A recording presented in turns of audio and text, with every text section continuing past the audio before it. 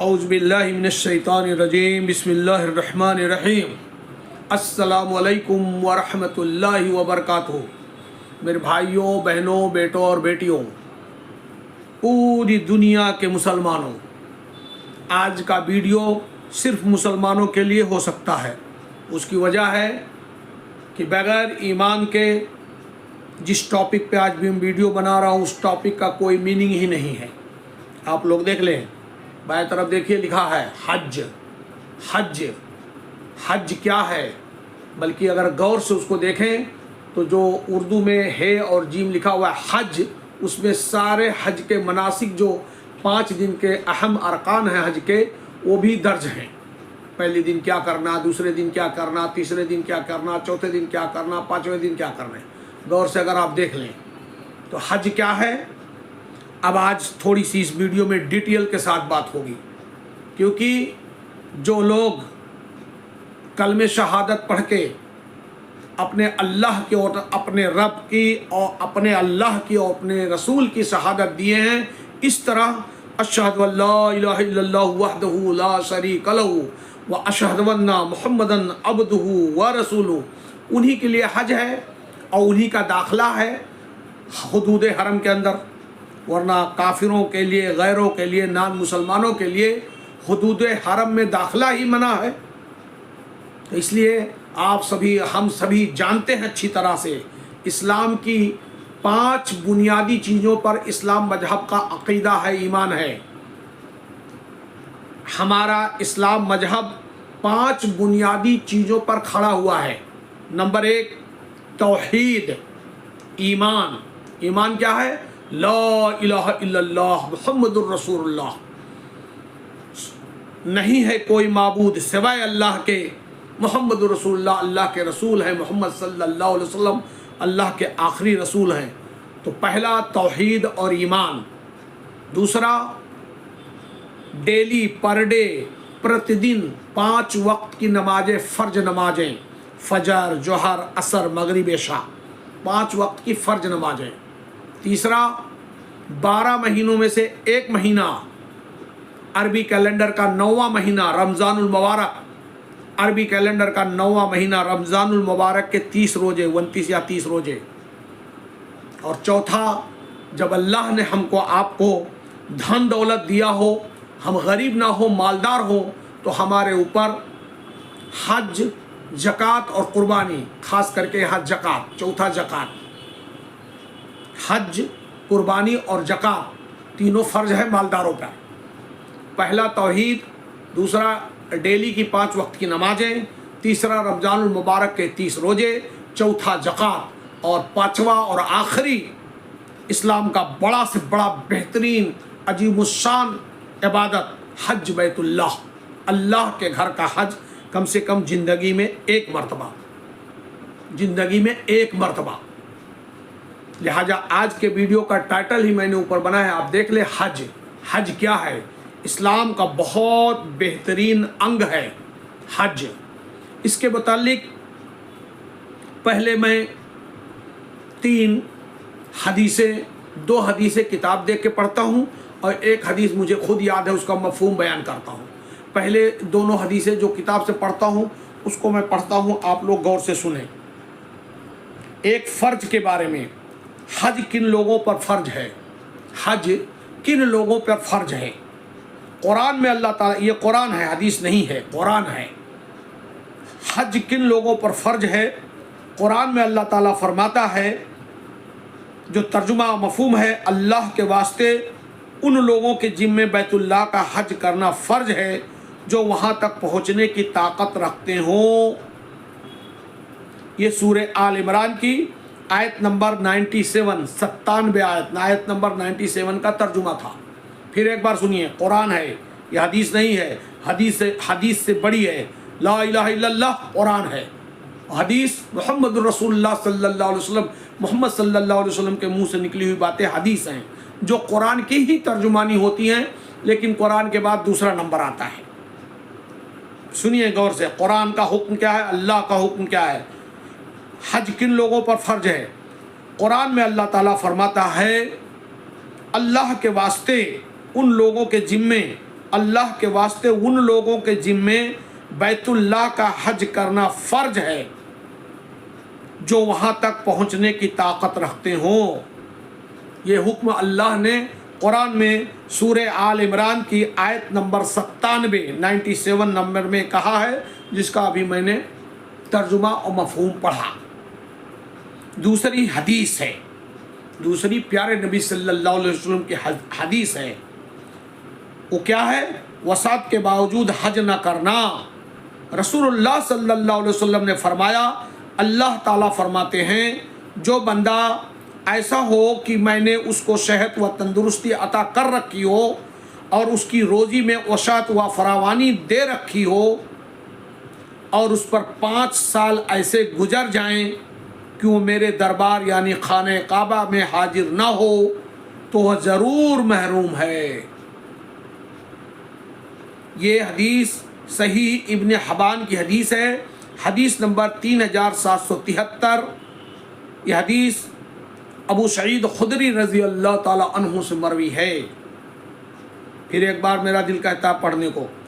रसूलुल्लाह सल्लल्लाहु अलैहि वसल्लम ने फरमाया, अल्लाह ताला फरमाते हैं जो बंदा ऐसा हो कि मैंने उसको सेहत व तंदुरुस्ती अता कर रखी हो और उसकी रोज़ी में वसात व फरावानी दे रखी हो और उस पर 5 साल ऐसे गुजर जाएं कि वह मेरे दरबार यानी खाने काबा में हाजिर ना हो तो वह ज़रूर महरूम है।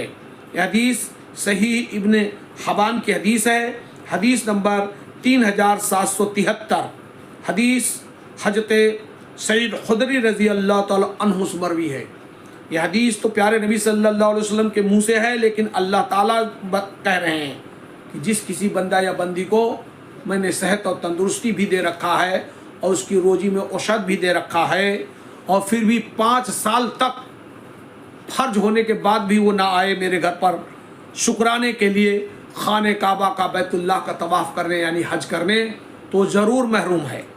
हाँ मेरे भाइयों, मेरे दोस्तों, ये दो, एक तो कुरान की आयत का तर्जुमा मैंने पढ़ा जो सूरह आल इमरान की आयत थी, और ये हदीस पढ़ा और मैंने कहा था कि एक हदीस मुझे याद है, बहुत मशहूर हदीस है, गालबन मुतफ़क्कल हदीस है प्यारे नबी सल्लल्लाहु अलैहि वसल्लम की, जिसका तर्जुमा मफ़हूम ये है कि अल्लाह के रसूल सल्लल्लाहु अलैहि वसल्लम ने फरमाया, जिसका तर्जुमा मफ़हूम ये है कि अल्लाह के रसूल कहते हैं जिसको अल्लाह ने सेहत तंदुरुस्ती और रोज़ी और फरावानी धन दौलत सब दिया हो और उस पर हज फ़र्ज हो गया हो फिर भी वो हज ना करता हो तो ऐसा मर्द औरत या तो यहूदी बन के मरेगा या तो नसरानी बन के मरेगा।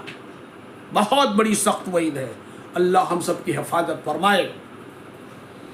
अब तीनों बातें हो गई, एक कुरान की सूरह आल इमरान की आयत का तर्जुमा मैंने पढ़ दिया, एक दूसरी हदीस किताब देख के पढ़ दी, और ये तीसरी हदीस का मफ़हूम मैंने बयान कर दिया जिसमें नबी करीम सल्लल्लाहु अलैहि वसल्लम की सख्त वार्निंग या वईद है कि जिसको अल्लाह ने जिस मर्द औरत के ऊपर हज फ़र्ज हो गया हो इसके बावजूद वो हज ना करे, माल की मोहब्बत, माल बचाए वगैरह वगैरह, ऐसा आदमी मर्द या औरत या तो यहूदी होके बने मरेगा या तो यहूदी होके मरेगा या नसरानी होके मरेगा।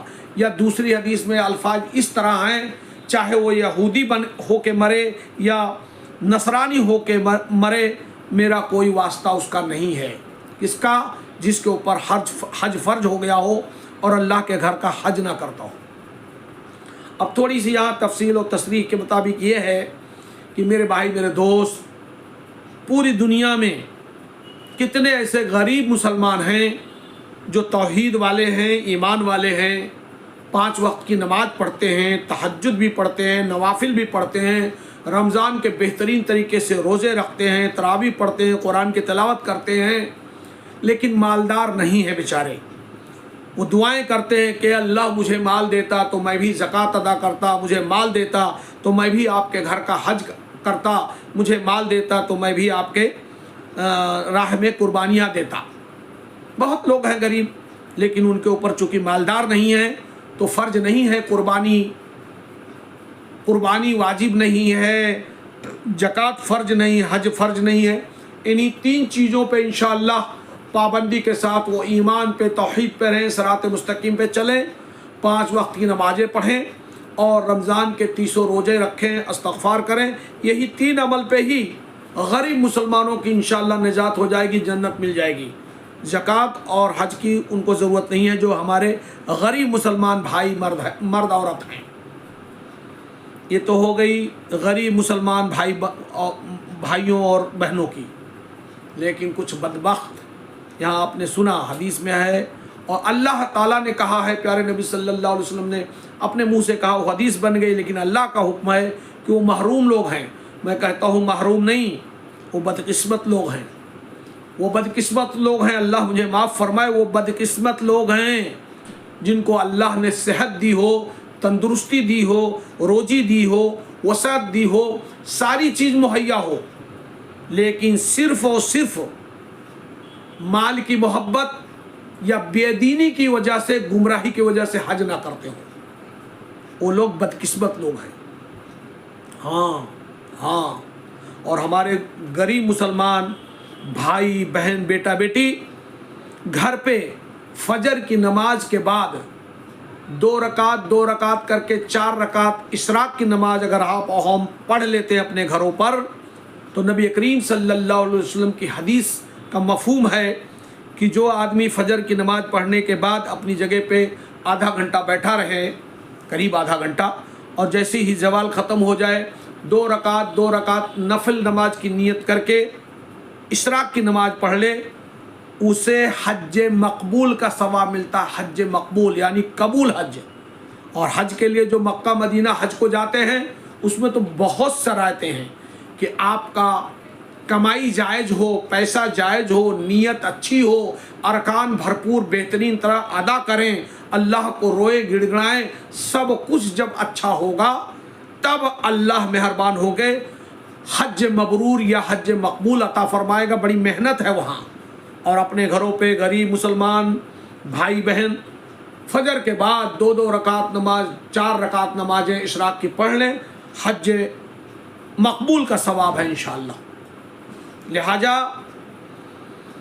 وہ لوگ خوش قسمت ہیں جو لوگ اللہ کے قرآن کے مطابق زندگی گزارتے ہیں، اللہ کے فرمان یعنی قرآن کے مطابق زندگی گزارتے ہیں، اور پیارے نبی صلی اللہ علیہ وسلم کے صحیح حدیث اور سنت اور سیرت پر اپنی زندگی گزارتے ہیں۔ باقی تو ہدایت اللہ کے ہاتھ میں ہے، وہ جس کو ہدایت دے دے کوئی گمراہ نہیں کر سکتا، اور وہ جس کو ہدایت نہ دے دے یا ہدایت نہ دینا چاہے تو کوئی ہدایت دے نہیں پائے گا۔ اس سے بڑی اس دنیا میں اب قیامت تک کے لیے اس سے بڑی کوئی مثال ہو نہیں سکتی کہ اللہ نے جب ہدایت دینا چاہا تو حضرت بلال حبشی رضی اللہ تعالیٰ عنہ کو دے دیا، جو کالے تھے، کلوٹے تھے، ان پڑھ تھے، غلام تھے، زبان میں لکنت تھی، غریب و فقیر تھے، لیکن ہدایت دینا تھا تو حضرت بلال حبشی کو ایسی ہدایت دے دی اللہ نے کہ وہ پیارے نبی جناب محمد مصطفیٰ صلی اللہ علیہ وسلم کے موجن خاص رہے مسجد نبوی میں، مدینے میں، اور فتح مکہ کے بعد خانہ کعبہ جس کا طواف کر کے ہم لوگ حاجی حضرات عمرہ اور حج کے وقت خانہ کعبہ کا طواف کرتے ہیں، اس خانہ کعبہ کے چھت پر کھڑے ہو کے حضرت بلال رضی اللہ تعالیٰ عنہ نے اذان دیا، اور زمین پہ وہ چلتے تھے تو ان کے قدموں کی دھمک جنت میں دکھائی دیتی تھی۔ اور جب ہدایت نہیں دینے پہ آئے اللہ تعالیٰ تو اللہ کے پیارے نبی صلی اللہ علیہ وسلم کے پیارے چچا تھے، نام تھا ابو طالب، طالبوں کے ابو، لیکن انہوں نے ہدایت کو طلب نہیں کیا، اس لیے نبی کریم صلی اللہ علیہ وسلم کے لخت جگر چچا ہونے کے بعد بھی، حضرت علی رضی اللہ تعالیٰ عنہ کے والد ہونے کے بعد بھی اللہ نے ہدایت نہیں دیا تو ابو طالب جہنم میں گئے۔ یہ ہے ہدایت کا معاملہ، کیونکہ نام تھا ابو طالب لیکن انہوں نے ہدایت کو طلب نہیں کیا۔ نبی صلی اللہ علیہ وسلم کے کہنے کے بعد بھی کلمہ اور شہادت کا کلمہ کان میں بھی نہیں پڑھا، اس لیے ہدایت نہیں ملی۔ اللہ سے دعا ہے اللہ تعالی ہم سب کو سچی پکی ہدایت دیں اور قرآن اور سنت کے مطابق زندگی جینے والا بنائیں اور مرنے کے بعد جنت الفردوس عطا فرمائیں۔ آمین آمین آمین یا رب العالمین۔